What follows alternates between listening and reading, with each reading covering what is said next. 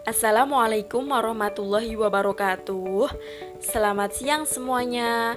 Kami dari kelompok 5 di mata kuliah Psikopatologi yang diampu oleh Ibu Lina Mudkiyah MC Psikolog. Kami beranggotakan saya sendiri, Maratul Mukaromah, yang kedua Saudari Indah Nurhaliza, yang ketiga Saudari Amelia Rizky Ayu, yang keempat Saudara Rakan Manggala Dava, yang kelima Saudari Gina Agisna, dan yang keenam Saudari Solihatus Suroya. Kami ingin memaparkan materi kami yang berjudul Social Climber atau Panjat Sosial. Mohon disimak dengan baik ya teman-teman. Oke, langsung saja materi yang pertama akan dijelaskan oleh Saudari Amelia Rizky Ayu. Kepadanya dipersilahkan.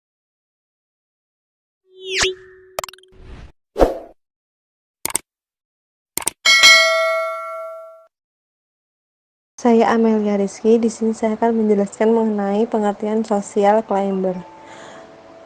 Social climber ini merupakan asal kata dari social climbing atau mobilitas sosial vertikal naik, yang memiliki pengertian yaitu perpindahan status sosial seseorang atau anggota kelompok masyarakat dari tingkat rendah menuju tingkatan yang lebih tinggi. Dalam hal ini, social climber sebenarnya memiliki tujuan yang sama, yaitu meningkatkan status sosial. Hanya saja cara yang dilakukan cenderung tidak baik, sehingga social climber ini melakukan berbagai cara agar mampu meningkatkan status sosialnya agar mendapat pengakuan dari masyarakat. Social climber menurut psikoanalisa Sigmund Freud. Yang terjadi dalam diri pada social climber ini adalah kurangnya kontrol diri. Hal ini terjadi karena kurangnya kontrol superego pada diri individu, sehingga individu cenderung dikendalikan oleh id atau keinginan, sehingga ego dalam individu melaksanakan apa yang mendominasi pada diri seseorang tersebut. Social climber menurut psikolog Dinuriza Lauzi. Social climber adalah orang-orang yang tidak peduli dengan yang namanya proses untuk naik ke status sosial yang lebih tinggi. Menurutnya, orang yang sakit jiwanya mereka cenderung cemas, tidak bahagia, gampang marah, sombong, serta suka berbohong. Baik, selanjutnya saya Solihatus Suroya NIM 160 akan menjelaskan tentang penyebab dan motif dari social climber atau biasa juga disebut dengan panjat sosial. Nah, menurut kalian apa sih yang melatar belakangi dan menjadi penyebab seseorang melakukan social climber? Adapun dalam teori psikoanalisa Sigmund Freud, social climber ini terjadi karena kurangnya kontrol diri pada pelaku social climber, juga kurangnya kontrol superego, sehingga individu cenderung dikendalikan oleh keinginan, serta ego melaksanakan apa yang mendominasi pada diri orang tersebut. Adapun motif dari para pelaku social climber menunjukkan hasil beraneka ragam. Banyak faktor yang mempengaruhi seseorang untuk menjadi social climber. Hal tersebut diantaranya yaitu sebagai berikut. Pertama yaitu ingin menutupi kondisi sebenarnya. Seseorang sering melakukan panjat sosial karena ingin menutupi kondisi yang sebenarnya, sehingga sesuatu yang ditampilkan tidak mencerminkan hal yang sesungguhnya, dengan menutupi keadaan mereka dengan memperlihatkan apa yang mereka punya. Bahkan ada juga yang terkadang rela berbohong dan mengakui barang orang lain sebagai miliknya, jika hal tersebut dapat membuat status sosialnya lebih tinggi. Yang kedua yaitu ekspresi rendah diri. Panjat sosial juga dilakukan sebagai ekspresi rasa rendah diri yang dimiliki. Orang tersebut ingin lebih terbuka, namun sulit apabila dilakukan di dunia nyata. Oleh karena itu, menggunakan media sosial untuk mendapatkan sesuatu yang lebih. Dan hal ini menjadi jawaban baginya untuk meraih hal yang selama ini tidak didapatkannya dari situasi sebelumnya. Yang ketiga yaitu ingin merasa sama dengan orang lain atau lingkungan. Motif ini terbentuk karena adanya lingkungan sosial, di mana muncul kebutuhan yang harus dipenuhi untuk dapat mempertahankan hubungan dengan orang lain ataupun lingkungan sosialnya.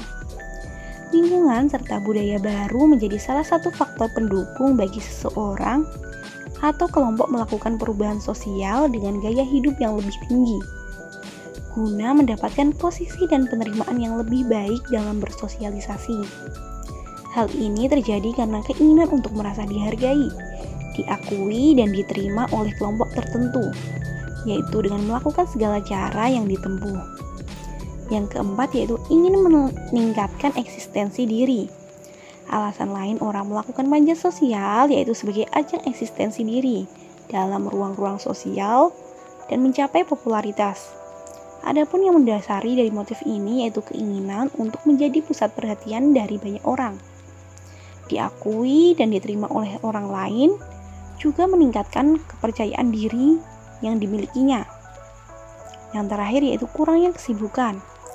Seseorang yang seringkali panjat sosial salah satunya disebabkan karena minimnya kegiatan atau kesibukan yang positif.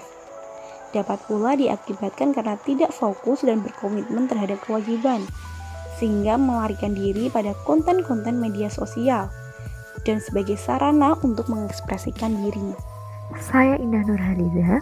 Di sini saya akan memaparkan materi mengenai ciri-ciri pengidap social climber. Pada dasarnya, para pengidap social climber ini senang untuk mencari perhatian dari orang lain. Oleh karena itu, perhatian dari orang lain itu diibaratkan suatu keputusan dalam diri dan menjadikannya sebagai suatu kebutuhan. Terdapat beberapa ciri pengidap social climber, yaitu yang pertama, lifestyle yang glamor. Gaya hidup yang mewah merupakan salah satu ciri dari pengidap social climber. Lifestyle yang glamor ini dilakukan terus-menerus oleh para pengidapnya. Pengidap social climber ini akan memiliki tingkat kepercayaan diri yang tinggi jika mereka menggunakan barang brand terkenal. Yang kedua, menghalalkan segala cara untuk mendapatkan sesuatu. Social climber ini suka mencari perhatian orang lain dan terkesan ingin terkenal dengan barang brandednya. Sehingga pengidap social climber ini akan melakukan segala sesuatu tanpa suatu pertimbangan. Yang ketiga, tidak menghargai proses. Pengidap social climber ini, mereka menganggap keinginan itu sebagai kebutuhan dan keinginan itu harus mereka dapatkan. Yang keempat adalah kurang bersyukur. Social climber ini agak sulit untuk memiliki rasa syukur atas apa yang telah mereka miliki, karena mereka selalu melihat ke atas dan memiliki standar hidup yang sangat tinggi untuk dipenuhi. Selanjutnya, yaitu cara berkomunikasi yang menjilat dan mulai memanfaatkan teman. Selalu ingin mendapat perhatian dan terkesan glamor di dalam suatu kelompok, para pengidap social climber ini berusaha agar keterkenalannya tidak akan pernah hancur. Hal inilah yang menyebabkan mereka berperilaku munafik. Selanjutnya yaitu pemborosan. Barang-barang brand yang terkenal dan memiliki nilai yang tinggi menjadi suatu tolak ukur dari pengidap social climber untuk meraih suatu kepopuleran. Barang brand tersebut mereka beli dengan harga yang sangat tinggi. Oleh karena itulah yang menyebabkan pengidap social climber ini menjadi boros. Yang ketujuh adalah eksis. Pengidap social climber ini berusaha untuk dirinya selalu terkenal. Salah satunya dengan cara selalu aktif di media sosial. Yang kedelapan, berperilaku seperti kalangan elit. Para pengidap social climber akan mengaku dirinya sebagai kalangan yang elit karena merasa dirinya terkenal dan memiliki barang yang brand semua. Pengidap social climber ini selain memiliki standar hidup yang tinggi, mereka juga memiliki standar yang tinggi terkait dengan pertemanan. Mereka cenderung senang berteman dengan orang yang memiliki kesamaan dengannya. Yang kesembilan, social climber menutup informasi keluarganya. Banyak dari pengidap social climber yang menutupi kehidupan keluarganya karena biasanya mereka berasal dari keluarga yang biasa. Dan yang terakhir yaitu haus akan pujian dan penghargaan. Pujian dan penghargaan dari orang lain pada pengidap social climber ini menurutnya perlu sebagai bentuk pengakuan bahwa mereka itu terkenal, glamor, dan sebagainya. oleh karena itu mereka haus akan pujian dan penghargaan dari orang lain. Oke, lanjut ke slide berikutnya. Di sini saya Mar'atul Mukarromah akan menjelaskan mengenai dampak pengidap social climber atau pansos. Nah, apabila dilihat dari ciri-ciri para pengidap social climber yang tadi sudah dijelaskan oleh Saudari Indah, hal tersebut sudah dapat menunjukkan bahwa hal tersebut akan berdampak kurang baik bagi kehidupan sosial para pengidap social climber. Jadi sebab dampak-dampak yang disebabkan dari pengidap social climber itulah yang tentunya dapat merugikan banyak orang maupun dirinya sendiri ya teman-teman. Oke, langsung saja ke dampak yang pertama, yaitu social climber dapat memicu seseorang melakukan korupsi. Lah, kok bisa sih? Nah, jadi hal itu disebabkan karena banyaknya keperluan yang harus mereka penuhi. Jadi kebanyakan dari mereka itu asalnya dari ekonomi yang sederhana. Namun mereka itu memiliki keinginan hidup yang mewah yang tentunya tidak sesuai dengan keadaan mereka. Oke, sebagai contoh, seorang pegawai negeri golongan 1 yang menginginkan hidup dengan rumah megah, mobil mewah, barang-barang keseharian yang bermerek, tentu dengan hanya gaji sebagai PNS tidak akan dapat mencukupi, dan jalan pintasnya yaitu korupsi, teman-teman. Nah, oleh sebab itulah sebenarnya korupsi juga adalah dampak dari social climber. Yang kedua adalah akibat yang ditimbulkan dari predikat seseorang yang mengidap social climber adalah sakit jiwa. Meskipun secara diagnosis medis belum membuktikan bahwa social climber adalah salah satu gangguan jiwa, namun bukan karena gila atau tidak waras ya teman-teman, tapi karena keinginan menunjukkan diri yang tidak sesuai dengan keadaan yang sedang dialaminya, yaitu mereka yang ingin terlihat kaya padahal ia itu sebenarnya miskin dan tidak memiliki kemampuan secara ekonomi sama sekali.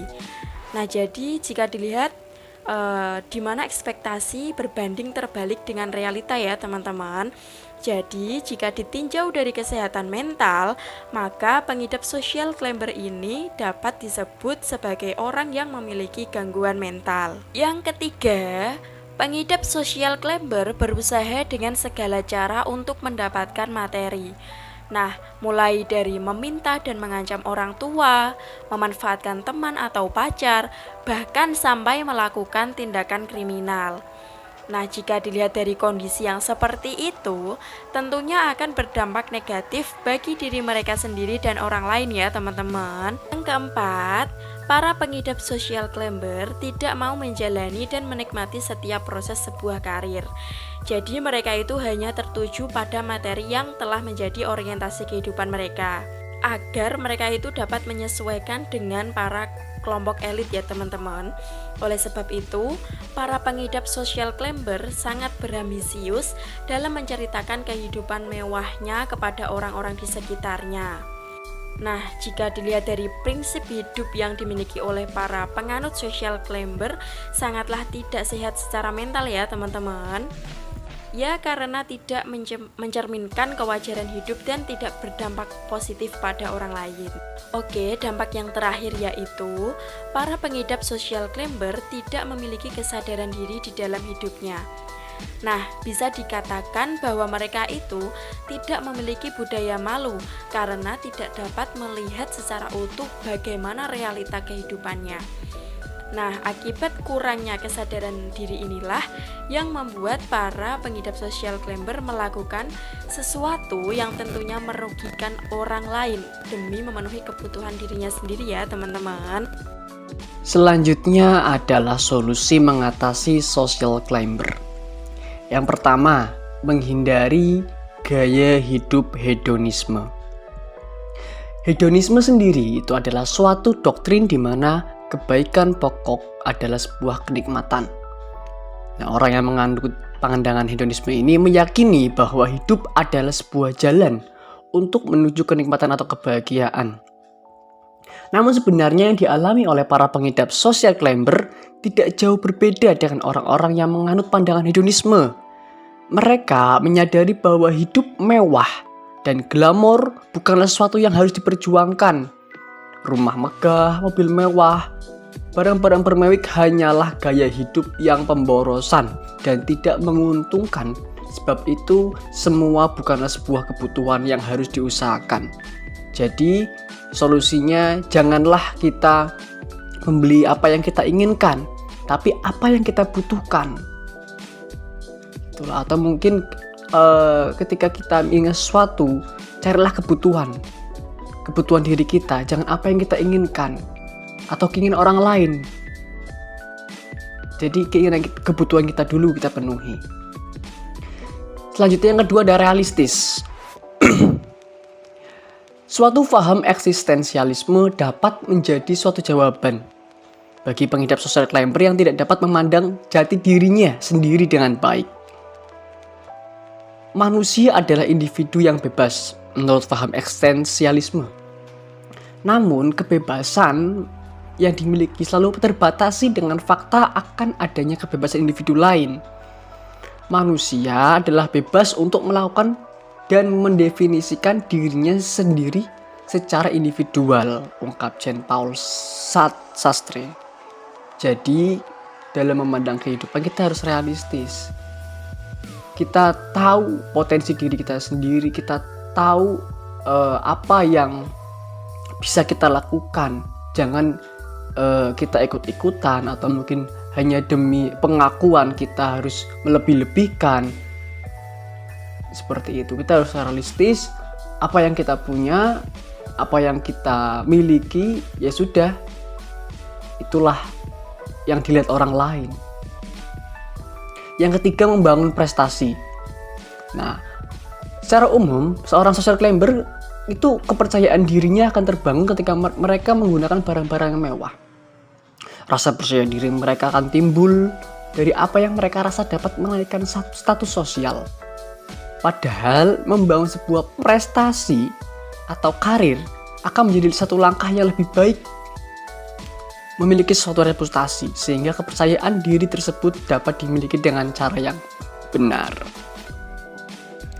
Yang keempat, meningkatkan spiritualitas.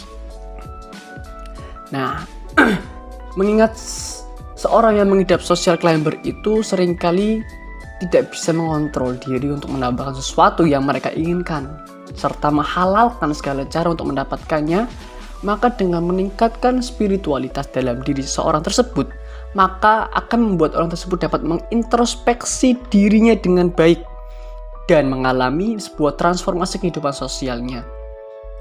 Jadi ketika pengidap social climber itu dapat mengontrol atau dapat meningkatkan spiritualitasnya, mereka itu pasti akan bersyukur atas apa yang dimilikinya sekarang, atas apa yang dimilikinya pada yang dimiliki oleh diri sendiri tersebut, tidak inginkan lebih atau mungkin tidak berusaha untuk menjadi seseorang atau untuk menjadi terlihat wah di depan orang-orang. Jadi intinya spiritualitas di sini adalah bersyukur atas apa yang dimiliki orang tersebut. Selanjutnya, saya Gina Agisna, NIM 139 akan menjelaskan mengenai Unity of Science, perilaku sosial climber menurut pandangan Islam. Di zaman sekarang ini, kita tidak bisa dipisahkan dari perkembangan teknologi dan juga internet. Nah, teknologi seperti ini juga sangat berpengaruh pada tatanan dan perilaku masyarakat. Perilaku manusia juga turut berubah ke arah ketertarikan pola hidup yang lebih mewah. Karena dengan cara seperti ini, individu lebih cepat diterima oleh lingkungan. Dengan memiliki status sosial yang tinggi di masyarakat, maka akan lebih mudah individu masuk di segala aspek lapisan masyarakat. Hal inilah yang mendorong individu menjadi pelaku social climber. Dan salah satu karakteristik social climber terlihat dalam surat At-Takatsur ayat 1-8. Pada ayat ini menjelaskan secara tidak langsung bahwasanya terjadi kelalaian pada orang yang beribadah kepada Allah. Padahal pada hakikatnya manusia diciptakan untuk beribadah kepada Allah. Beribadah yang dimaksud di sini adalah menjalankan segala perintahnya dan menjauhi larangannya. Dalam Islam, orang yang dianggap sukses bukan berarti berperilaku bermegah-megahan. Namun, sukses adalah individu yang lebih bijak dalam memaknai kehidupan modern. Pada prinsipnya, Islam tidak membenarkan perilaku social climber, karena di dalam Islam ada yang namanya istishad, yang artinya adalah keseimbangan antara dunia dan akhirat yang sejalan dengan tujuan Islam, yang disebut Al-Falah. Surat Al-Maidah ayat 77, yang artinya, katakanlah, hai ahli kitab, janganlah kamu berlebih-lebihan melampaui batas dengan cara tidak benar dalam agamamu. Dan janganlah kamu mengikuti hawa nafsu orang-orang yang telah sesat dahulunya sebelum kedatangan Muhammad. Dan mereka telah menyesatkan kebanyakan manusia, dan mereka tersesat dari jalan yang lurus. Dalam tafsiran ayat ini adalah katakanlah wahai Rasul kepada orang-orang Nasrani, janganlah kalian melampaui batas dalam mengikuti kebenaran yang diperintahkan kepada kalian. Dan janganlah kalian berlebih-lebihan dalam menghormati orang yang diperintahkan kepada kalian untuk menghormatinya, seperti para nabi, sehingga kalian meyakini bahwa orang tersebut memiliki sifat ketuhanan. Dalam literatur Islam, perilaku social climber dapat dikatakan dengan perilaku riya. Yang dimaksud dia adalah tindakan memperlihatkan atau memamerkan. Definisi riya adalah melakukan ibadah bukan dengan niat menjalankan kewajiban dan menunaikan perintah Allah, melainkan bertujuan untuk mendapatkan perhatian orang lain, baik untuk tujuan popularitas, mendapatkan pujian, atau motif-motif lain bukan karena Allah. Selain itu, social climber juga erat kaitannya dengan perilaku israf, yaitu berlebih-lebihan dalam segala hal yang telah dilarang dalam syariat Islam. Islam justru mendorong untuk berperilaku sederhana dan rendah hati dalam segala tindakan. Social climber merupakan perilaku israf dalam bertindak untuk pamer agar status sosialnya diakui oleh orang lain. Baiklah, sekian pemaparan materi dari kelompok kami. Saya Maratul Mukarromah sebagai perwakilan dari kelompok 5 ingin menyampaikan permohonan maaf apabila banyak kesalahan di dalam menyampaikan materi, dan tidak lupa kami mengucapkan banyak terima kasih bagi teman-teman semua yang sudah menyimak video ini. Semoga bermanfaat bagi kita semua. Sampai jumpa teman-teman. Wassalamualaikum warahmatullahi wabarakatuh.